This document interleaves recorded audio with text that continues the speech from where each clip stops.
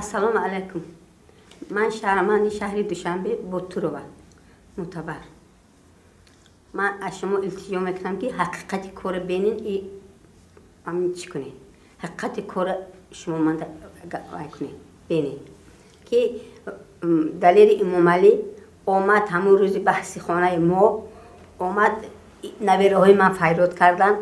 نویره من تلفن کرد که دلیل تیز بیا دلیل اومد دویده رفت که دید که همونجا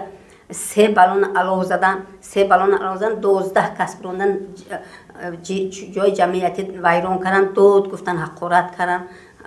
در ملیساهای حقارت کردن پروکورور حقارت کردن دشنام کردن سودیوی حقارت کردن دشنام کردن دلیل امام علی ده گفتم. بعد یک روز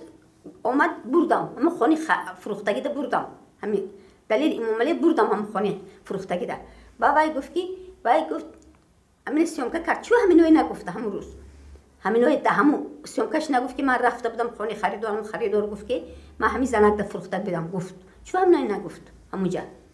نگفت که من رفته بودم نگفت همینوی. بعد بردمش همونجا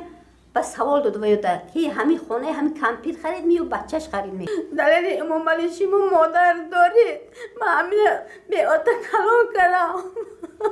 نخواد دیده من همه خیلی آبرو من ریزونی من 40 سال دولت با کار کردم خدمت دولت کردم تا 76 در آمدم من حق ندارم حق خودم گرم کدامی که من منزل خودم خریدگیم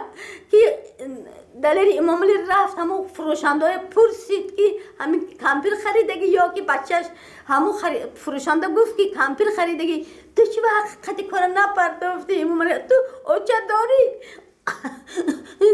تو اوچه تمام خیلی میکردی رنگی بچه من کردگی